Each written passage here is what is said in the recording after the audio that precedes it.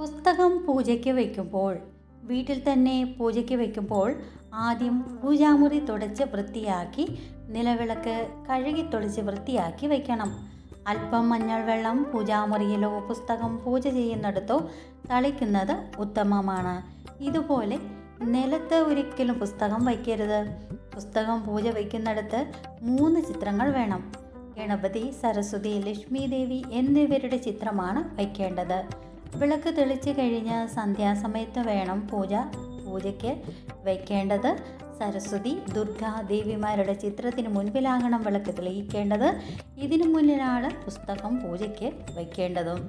2 ദിവസമാണ് പുസ്തക പൂജ നടത്തുക. പുസ്തകം പൂജയ്ക്ക് വെച്ചതിൻ്റെ പിറ്റേ ദിവസം രാവിലെ കുളിച്ച് ശുദ്ധിയായി പൂജ നടത്തണം.